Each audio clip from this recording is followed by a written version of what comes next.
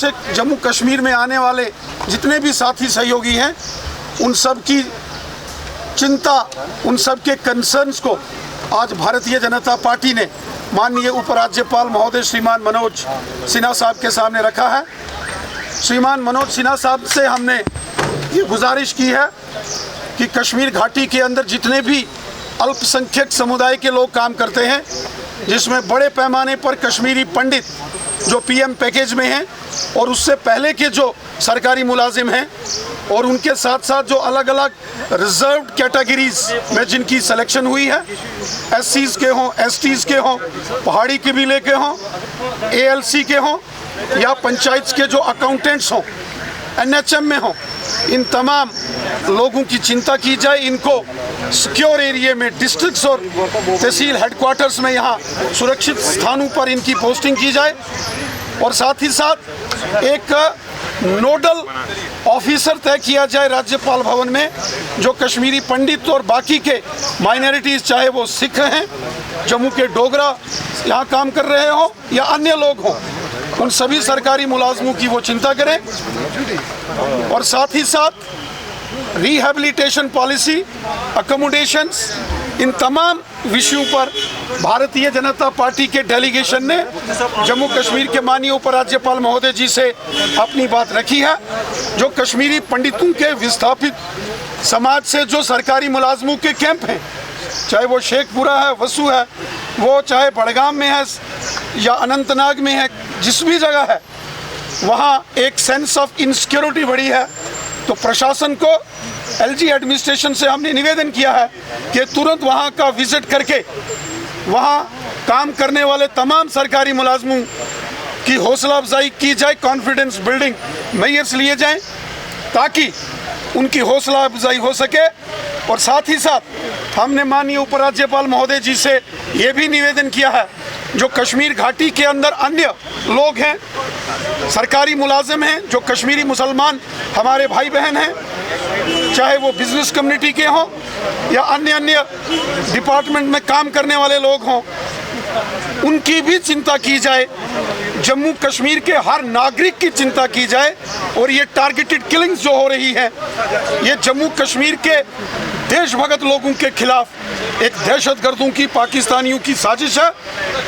पाकिस्तान ने हमेशा जम्मू कश्मीर को लहूलुहान किया।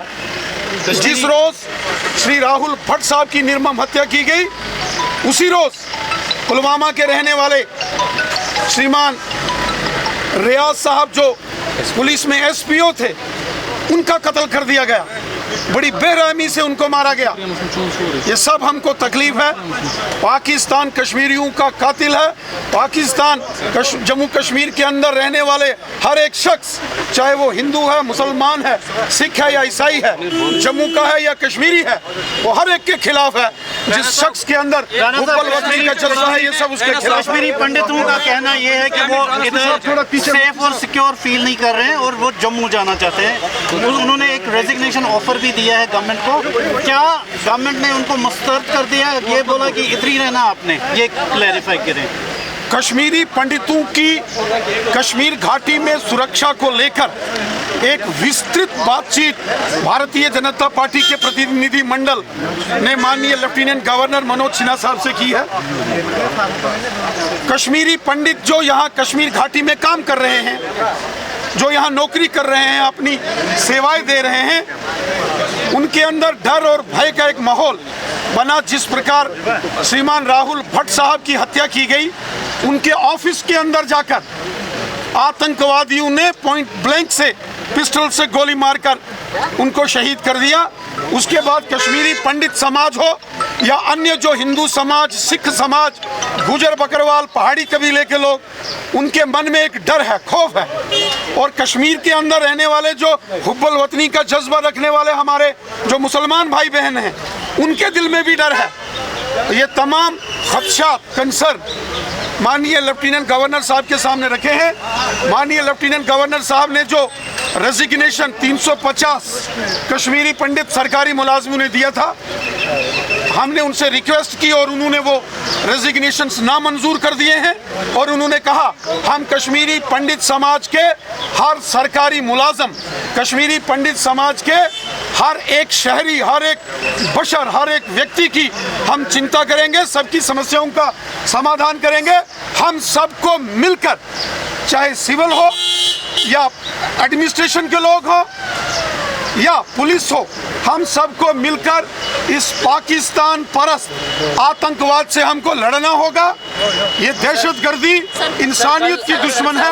कल कश्मीरी पंडित कह रहे हैं कि हम यहाँ से जाके जम्मू में सर्व करेंगे, वहाँ के डिस्ट्रिक्ट्स में सर्व करेंगे। प्राइम मिनिस्टर पैकेज को बंद करिए क्योंकि अभी तक प्रॉमिसेस हुए हैं, डिलीवरेंस बीजेपी की खासकर कहीं नहीं देखने को मिली। सर, इसमें और एक सवाल कि वो कह रहे हैं कि लेफ्टिनेंट गवर्नर जो है उनसे मिले, तो क्या लगता है आपको क्यों वहाँ पे नहीं जा पा रहे? माननीय लेफ्टिनेंट गवर्नर साहब से बीजेपी सपोर्ट कर रहा है इन सभी मामलों पर हमने माननीय लेफ्टिनेंट गवर्नर साहब के नोटिस में ये सारी चीजें लाई हैं।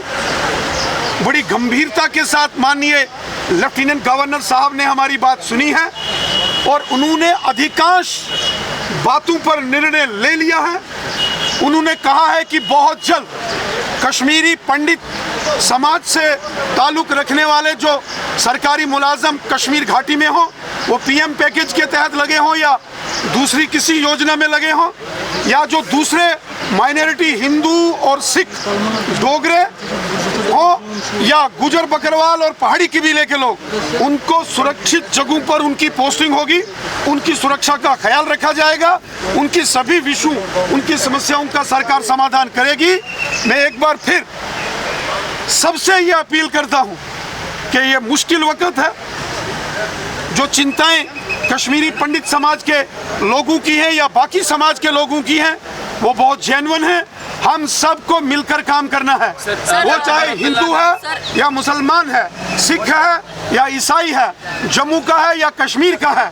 ये जो पाकिस्तान प्रायोजित जम्मू कश्मीर के अंदर एक जंग चल रही है आतंकवाद की, इस जंग को हम सब ने मिलकर हराना है, इस जंग से हमने मिलकर लड़ना है, क्योंकि ये जंग जम्मू कश्मीर की आवाम के खिलाफ है। इसमें हिंदू भी शहीद हो गया तो मुसलमान भी शहीद हो गया, कश्मीरी पंडित भी शहीद हो गया तो कश्मीरी मुसलमान भी शहीद हो गया। ये हिंदुस्तान के खिलाफ पाकिस्तान का षड्यंत्र है और हम सब हिंदुस्तानियों को, वो हिंदू है या मुसलमान है, जम्मू के हैं या कश्मीर के हैं, हम सबको मिलकर ये लड़ना है। जरूर जरूर माननीय लेफ्टिनेंट गवर्नर साहब ने कहा है कि वो कश्मीरी पंडित विस्थापितों के जो पीएम पैकेज के तहत लगे सरकारी मुलाजमों के जो कैंप हैं, उनका भी दौरा करेंगे। प्रशासनिक अधिकारी भी वहां जाएंगे और उनकी जो भी समस्याएं हैं, उनके कंसर्न हैं, उसका समाधान करेंगे। और साथ ही साथ माननीय लेफ्टिनेंट गवर्नर साहब ने भी कहा है, ये जो हालात हैं इसको हम सब ने मिलकर लड़ना है, एक होकर लड़ना है। पूंछ में कहा कि युवा बंदूक क्यों उठाता है, इसको भी देखना पड़ेगा सरकार को। युवा बंदूक क्यों उठाता है, उमर अब्दुल्ला ने कल पूंछ में कहा कि क्यों उठाता है, कि सरकार को देखना पड़ेगा, इसके ऊपर चिंता करनी पड़ेगी सरकार को। देखिए, श्री उमर अब्दुल्ला साहब ने क्या कहा मैंने नहीं सुना है। श्रीमान उमर अब्दुल्ला साहब जम्मू कश्मीर के चीफ मिनिस्टर रहे हैं, वो यूनियन मिनिस्टर रहे हैं और वो अच्छे से जानते हैं कि जम्मू कश्मीर को लहूलुहान करने की अगर कोई साजिश करता है तो वो पाकिस्तान है। ये बंदूकें कहाँ से आती हैं, ये बम, बंदूक, पिस्तौल, गोलियां ये कहाँ से आती हैं, कौन भेजता है, घुसपैठ कहाँ होती है, सीज फायर का वायलेशन कहाँ होता है, बॉर्डर पर एलओसी पर होता है, और वो उस एलओसी पर होता है जहाँ पाकिस्तान के साथ हमारा बॉर्डर और एलओसी कनेक्ट करती है।